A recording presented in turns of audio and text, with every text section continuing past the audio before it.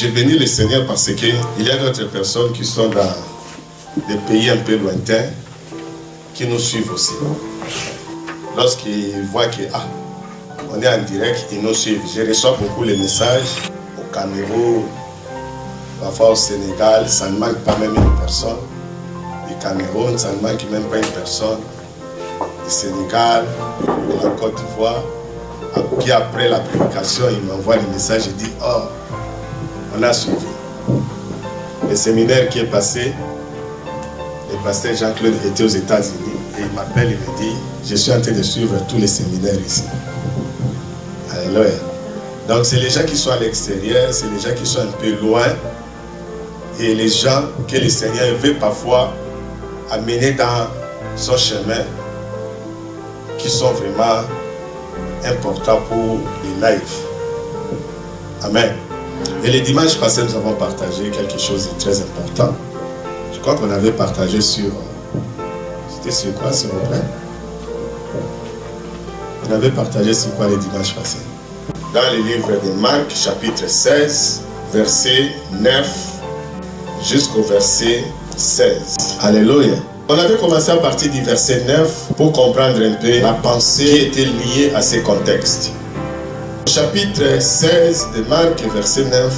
Là, la Bible nous dit Jésus, étant ressuscité le dimanche matin, apparut d'abord à Marie de Magdala, dont il avait chassé 7 démons. Celle-ci alla porter la nouvelle à ceux qui avaient accompagné Jésus. Ils étaient plongés dans la tristesse et en larmes, mais eux, en l'entendant dire qu'il était vivant et qu'il lui apparut, ne la crurent point, ou ne la crurent pas. Après cela, alors que deux d'entre eux faisaient route pour se rendre à la campagne, on avait parlé de Cléopas et de son ami sur le chemin de Maïs, il leur apparut sous notre aspect. Ils les révèrent à Jérusalem et annoncèrent la nouvelle aux autres. Mais ils ne l'écrirent pas, et non plus. Plus tard, il se montra aux 11, pendant qu'ils étaient à table, il leur reprocha leur incrédulité et leur aveuglement, parce qu'ils n'avaient pas cru ce qu'il avait vu ressusciter. Et il leur dit, allez dans le monde entier, annoncer la bonne nouvelle à tous les hommes. Celui qui croira et qui sera baptisé. Et c'est par ces deux choses qu'on avait développé notre prédication du dimanche passé. Celui qui croira et qui sera baptisé. On avait parlé de beaucoup de choses là. Mais la plus grande chose, mes frères et sœurs, c'était l'incrédulité. L'incrédulité des disciples qui avaient troublé Jésus-Christ. Jésus était troublé par leur incrédulité. Jésus était dérangé par leur incrédulité. Dit Marie de Magdala vous apporte la nouvelle, vous ne croyez pas. Je me fais voir auprès de vos deux autres amis, vous ne croyez pas. Et pourtant, il vous apportait tout ce que je vous avais annoncé avant ma mort. Alléluia. Et Jésus était troublé. Il était ému. Il était vraiment, mes frères et sœurs. Si c'était à la manière de l'homme, on pouvait dire qu'il était démoralisé. Alléluia. Et il leur dit, allez partout dans le monde, prêchez la bonne nouvelle à toute la création. Celui qui croira et qui sera baptisé sera sauvé. Et il ajouta en disant, voici les miracles qui accompagneront ceux qui auront cru à mon nom. Ils chasseront les démons, ils imposeront les mains aux malades et les malades seront guéris. Alléluia. Ils parleront de nouvelles langues, même s'ils boiront des choses, c'est-à-dire des poisons, ça ne leur fera aucun mal, ça ne les détruira pas, ça ne les tuera pas. Et puis Jésus fut enlevé. Alléluia. Le problème, mes frères et sœurs, c'est l'incrédulité. Ils n'ont pas cru. Ils n'ont pas cru. Et les gens ne croient pas aujourd'hui. Mais les gens, mes frères et sœurs, veulent recevoir de Dieu, mais ils ne croient pas. Les gens veulent recevoir de Dieu, mes frères et sœurs, mais ils demeurent encore incroyants aux yeux de ces dieux-là. On doit enseigner la croyance aux enfants de Dieu. On doit enseigner la croyance à l'église. Donc on ne doit pas rentrer dans les messages du dimanche passé. Mais je crois que l'église a besoin de ça. Parce que tout le monde dit que je crois, je crois, je crois, je crois. Mais on a bien développé ça le dimanche passé. Aujourd'hui, nous allons passer dans un autre thème, Évangile de Jean. Dans son chapitre 13, à partir du verset 21. Amen. Le titre de ce contexte, c'est les traîtres. Un frère, une sœur peut nous faire la lecture. Merci, Maman Sarah, que Dieu vous bénisse. 13, à partir du verset 21. Amen.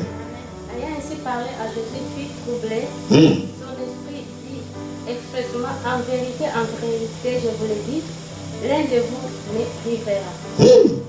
Les disciples se regardaient les uns aux autres en sachant de qui parle. Un des disciples, celui qui Jésus aima, étant couché sur le sein de Jésus. Simon Pierre lui fit signe de demander qui est celui dont parle Jésus. À ses disciples s'étant pécha sur la poitrine de Jésus, lui dit, Seigneur, qui est-ce? 26. Jésus répondit, c'est celui à qui je donnerai le morceau trempé, et ayant trempé le morceau, et il donna à Judas, fils de Simon, l'Iscariote. Reprends encore le verset là, s'il vous plaît. Jésus répondit, c'est celui qui je donnerai le morceau trempé, et ayant trempé le morceau, et elle donna à Judas, fils de Simon, l'Iscariote. 27. Dès que le morceau fut donné, Satan entra dans le Judas. Jésus lui dit, ce que tu peux faire proprement. Amen. Amen. Gloire à Jésus. Alléluia.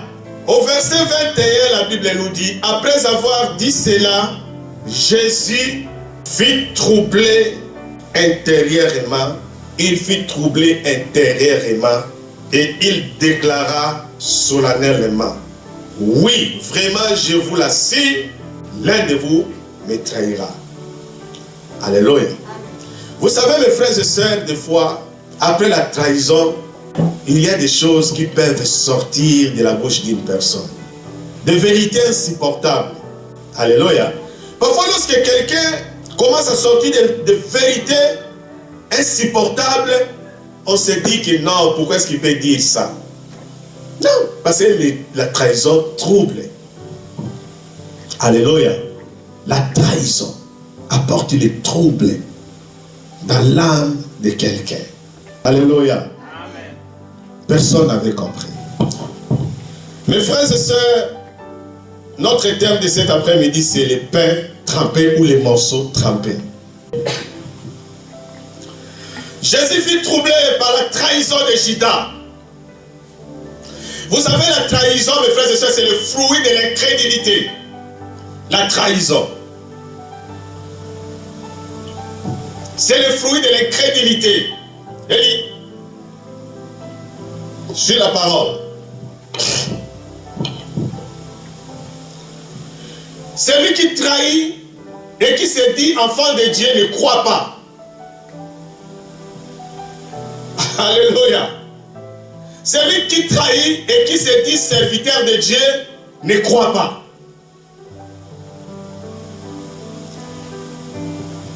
Pourquoi Judas a trahi Jésus?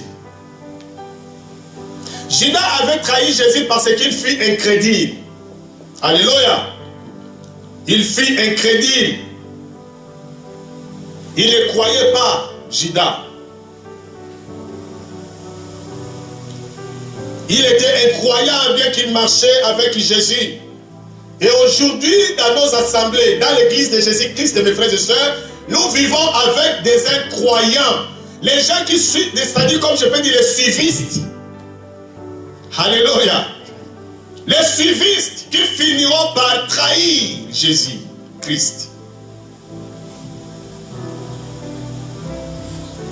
Judas était toujours avec Jésus.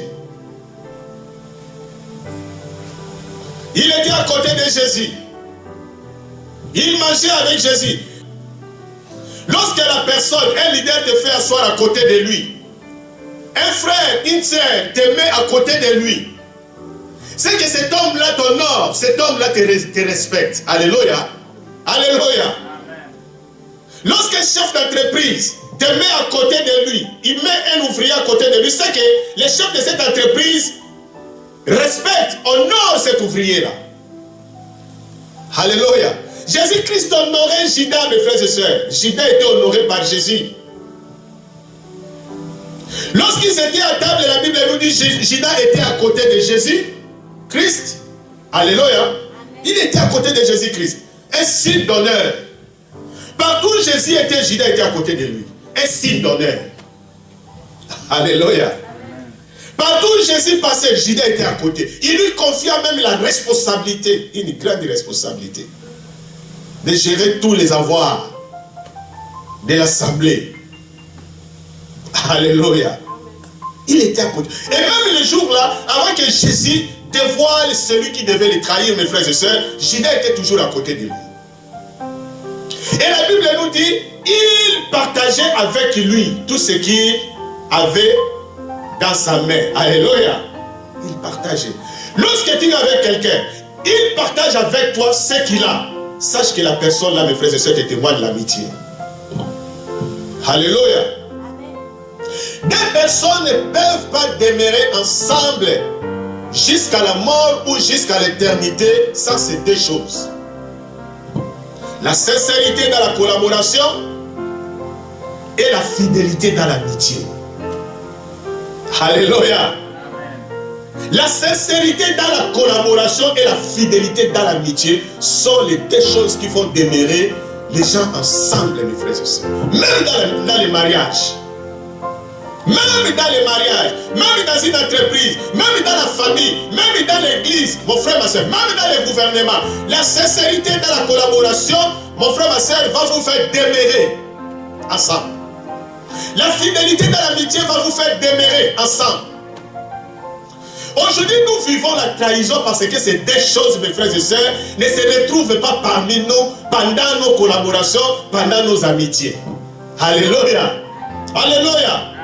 Judas n'était pas sincère à la collaboration que Jésus, mes frères et sœurs, lui proposait. Alléluia. Il n'était pas sincère. Il était hypocrite, Judas. Judas était hypocrite. Parce que celui qui n'est pas sincère, c'est un hypocrite. Alléluia. Mon frère, même pour la délivrance, si quelqu'un,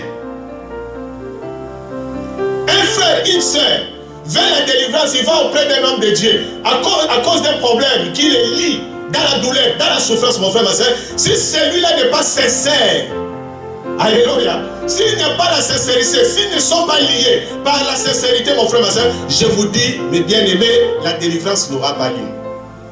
Alléluia.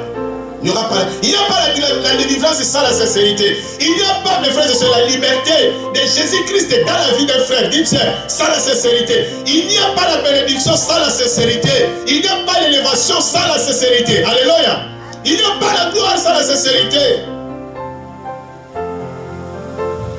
Et mes frères et sœurs, il n'y a pas le partage sans l'amitié. Alléluia. Une amitié doit être fidèle, doit régner dans la fidélité, doit demeurer dans la fidélité. La fidélité dans l'amitié, mes frères et sœurs, aide les gens à aller loin. Alléluia. Alléluia. On ne peut pas être stable dans la fidélité, dans l'amitié. Aujourd'hui, on se sépare, demain on se retrouve, aujourd'hui on se sépare, demain on se retrouve. Ça c'est pas l'amitié. Alléluia. L'amitié, mes frères et sœurs, qui produit, l'amitié qui crée, l'amitié qui accompagne les gens jusqu'à la destination, l'amitié qui attire la bénédiction, la gloire, l'élévation, c'est une amitié qui reste stable. Alléluia. Mais Judas n'était pas sincère. Vous savez, mes frères et sœurs, la trahison vient lorsque ces deux choses manquent parmi les gens. Lorsque ces deux choses manquent parmi les gens, la trahison va venir. Et je dis la trahison, c'est le fruit de l'incrédulité, de l'incroyance.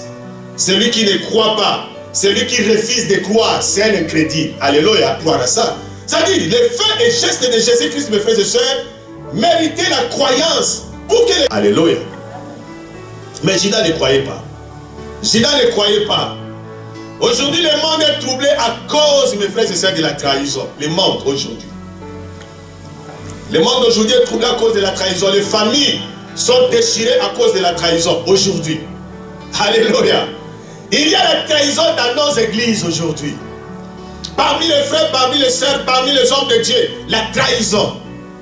Tu crois comme si celui-ci, c'est vraiment un collègue, un ami. Ah, mais après-demain, tu finis par comprendre que non, c'était un traître. Alléluia. Un traître. La trahison est en train de troubler le monde. La trahison est en train de troubler les sociétés. Alléluia. La trahison trouble, mes frères et sœurs, les familles. La trahison trouble aujourd'hui, mes frères et sœurs, les églises. La trahison. Tu as fait confiance à un frère, tu as fait confiance à une sœur, tu as fait confiance à un serviteur de Dieu, mais demain il te déçoit, tu ne comprends pas comment. C'est pas lui que j'ai connu, c'est pas lui que avec qui j'ai marché. Alléluia. Donc les gens sont en train de trahir. Vous savez, celui qui trahit Jésus-Christ, il trahit quoi? Celui qui trahit Jésus-Christ, il trahit l'amour. Parce que Jésus est l'amour. Alléluia. Jésus est l'amour. Donc celui qui trahit l'amour, mes frères et sœurs, c'est celui, mes frères et sœurs, qui n'a pas crié à l'amour. Alléluia. Celui qui trahit Jésus-Christ trahit la justice parce que Jésus-Christ est la justice. Celui qui trahit l'amour, mes frères et sœurs, trahit la piété parce que Jésus-Christ est la piété. Il est tout, Jésus-Christ. On est déchiré à cause, mes frères et sœurs, de la trahison.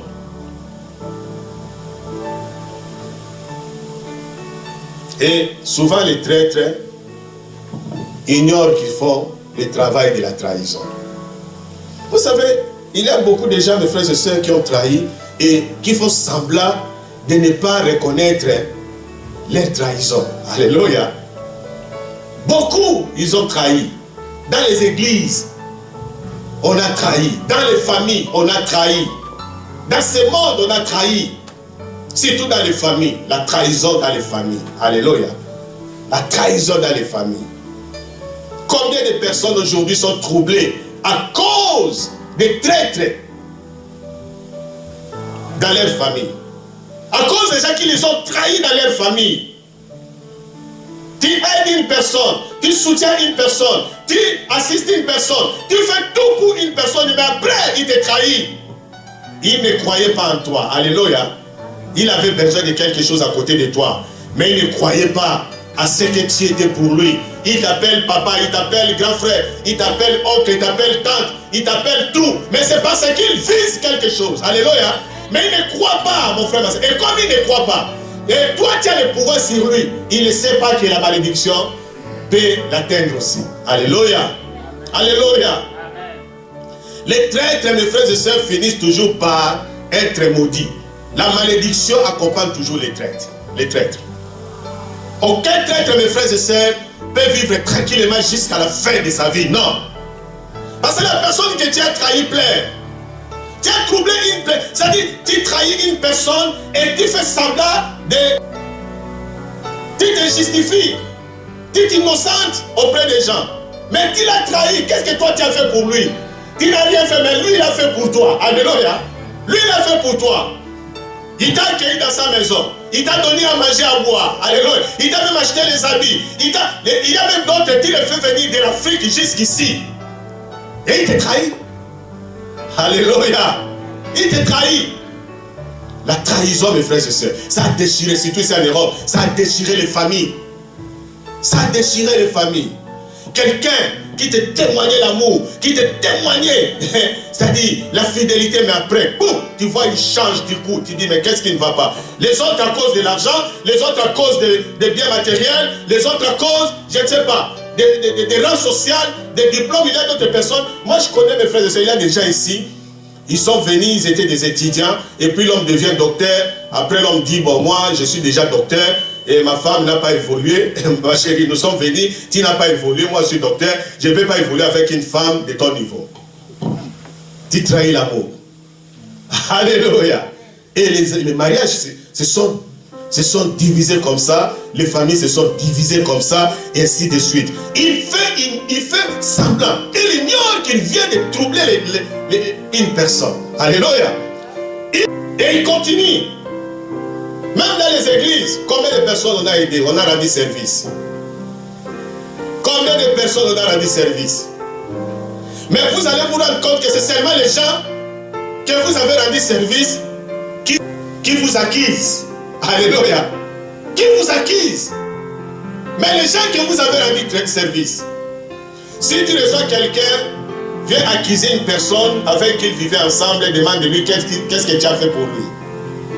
Alléluia. Qu'est-ce que tu as fait pour lui? Et s'il te dit que j'ai fait ça, c'est que lui peut-être il a raison qu'on l'a trahi. Alléluia. Mais s'il n'a rien fait pour lui, maintenant demande qu'est-ce que la personne a fait pour toi. Il ne dira rien. Parce qu'un traître n'est pas toujours sincère. Alléluia. Un traître n'est pas toujours sincère, n'est pas ami, n'est pas un bon collaborateur, un traître. Il ne dira rien. Il ne dira rien. Alléluia. Judas était un traître, mes frères et sœurs. Il a trahi Jésus-Christ. L'amour. L'amour du monde. L'amour du monde, il a trahi. L'ami fidèle, il a trahi. Il a trahi. Notre thème de cet après-midi, c'est les pains trempés ou les morceaux trempés. Alléluia. Lorsque tu demeures avec une personne, tu vis avec une personne, mon frère, ma soeur, reste sincère avec cette personne. Reste vrai avec cette personne. Un homme sincère, c'est un homme vrai. Une femme sincère, parce qu'il est sincère. Tous ceux-là qui ont vécu la gloire de Dieu dans leur vie étaient des hommes sincères. En commençant par Abel, Enoch, Noé. C'était des hommes sincères.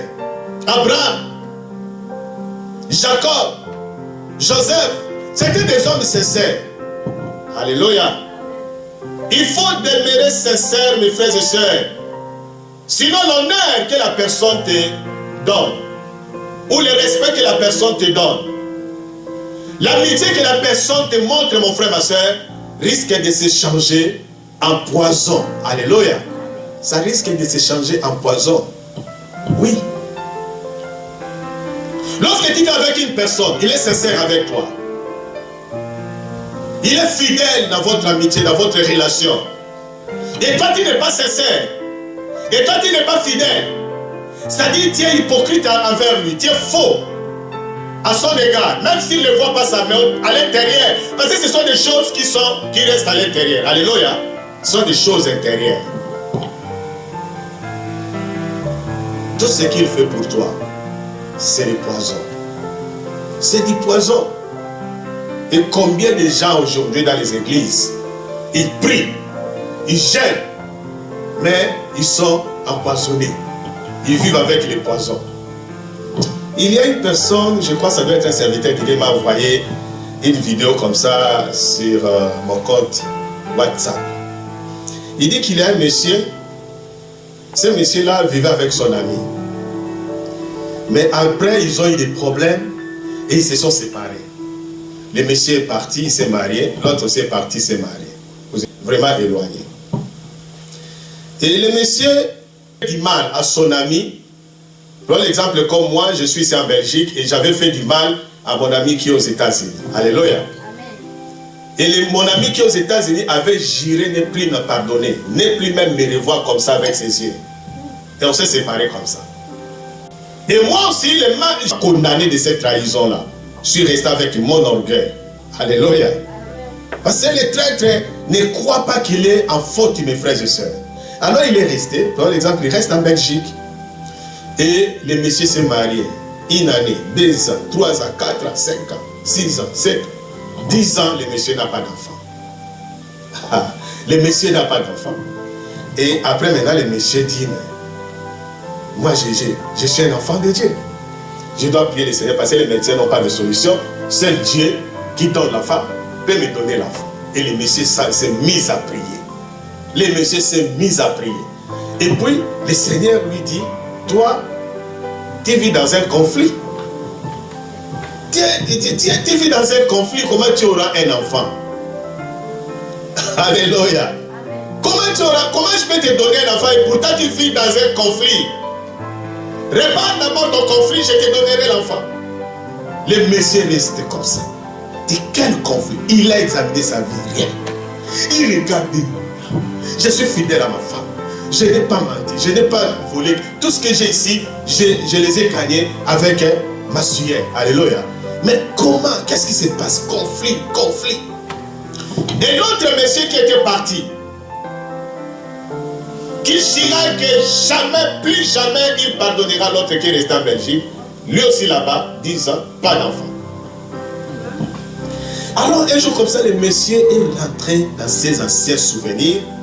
Et le monsieur dit, est-ce que le conflit, ce n'est pas le conflit que j'ai eu avec Jacques qui est aux États-Unis? En tout cas, si c'est vraiment les conflits, parce que c'était grave, ils s'étaient séparés, à la place que quelqu'un tue l'autre, c'est-à-dire ils ont préféré seulement se séparer, parce que c'était des amis. Et le monsieur a dit, non, il faut que moi j'arrive aux États-Unis, je vais chercher là où se trouve, je donne seulement le nom de Jacques. Alléluia. Là où se trouve Jacques. Et le monsieur a pris le vol jusqu'aux États-Unis. Il s'est mis à chercher et il a rencontré Jacques. Lorsqu'il arrive, et Jacques habitait dans un état éloigné. Vous savez, il y a des états aux États-Unis. Que si, comme les Californie, il y a des états, c'est-à-dire loin. Même si tu es à la capitale des États-Unis. Mais pour atteindre là-bas, c'est loin.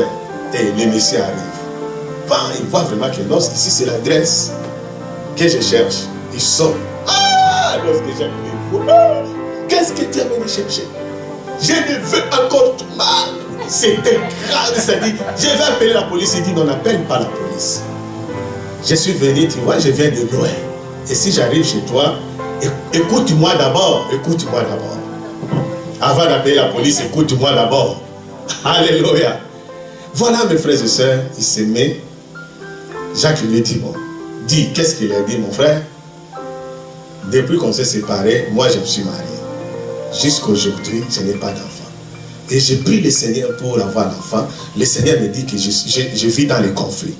J'ai examiné ma vie, j'ai regardé mon entourage, ma relation avec ma femme et tout. J'ai constaté que je n'ai aucun problème. Mais le conflit qui m'est venu dans la tête, c'est toi.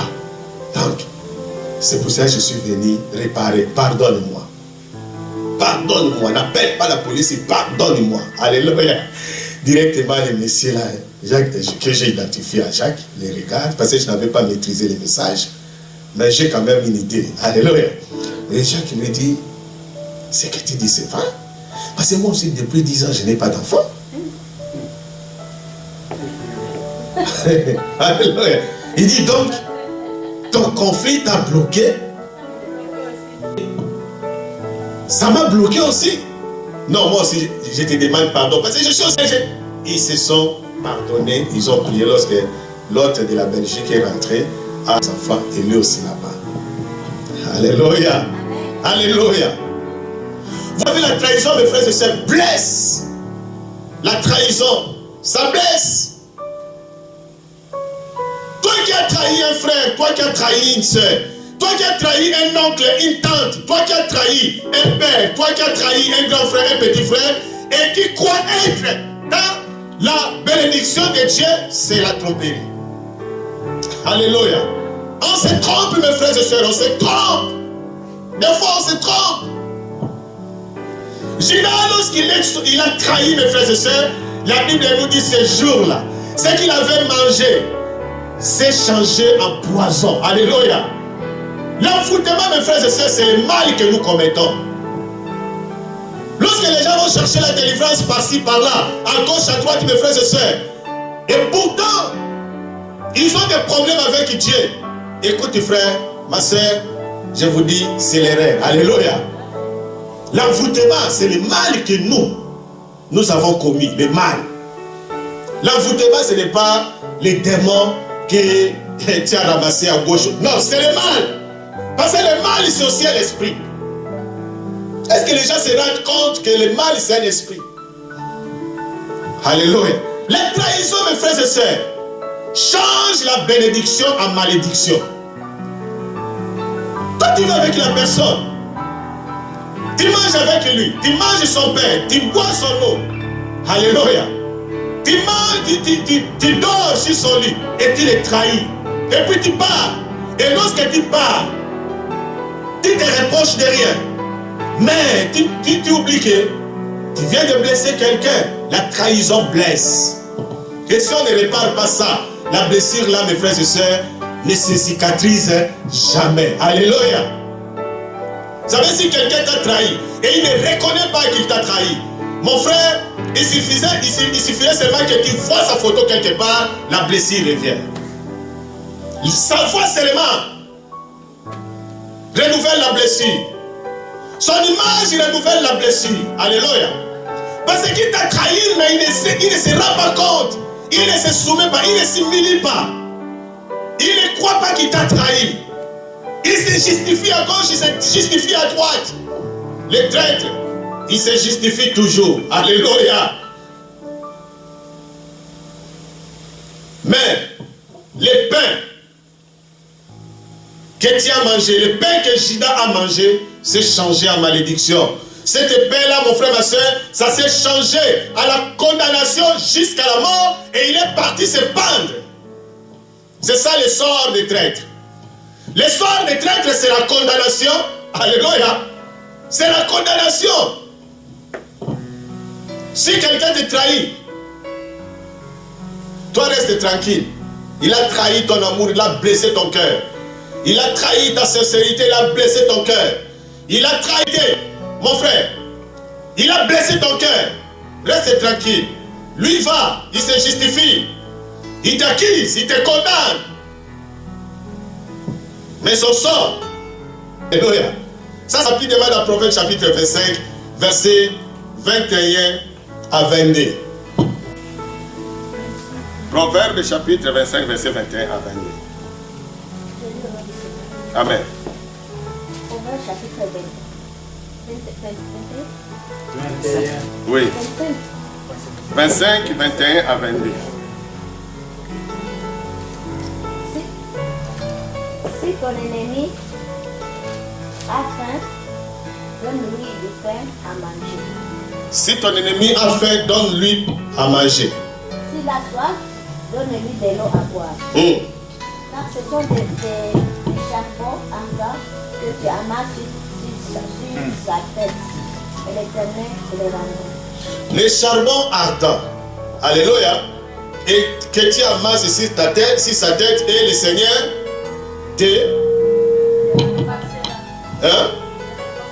te récompensera. On dit de si ton ennemi, pas si ton ami. Alléluia. Judas était l'ennemi de Jésus-Christ, mais il était toujours à côté de Jésus. Jésus ne l'avait pas chassé. Alléluia. Mais il était l'ennemi. Parmi les disciples, Jésus ne l'a pas chassé. Il était l'ennemi parmi les disciples, mais Jésus partageait toujours ce qui passait par sa main. Il ne s'était pas repenti de l'amour, du respect, de l'amitié qu'il avait pour Judas. Alléluia. Mais la Bible nous dit que c'était des charbons ardents.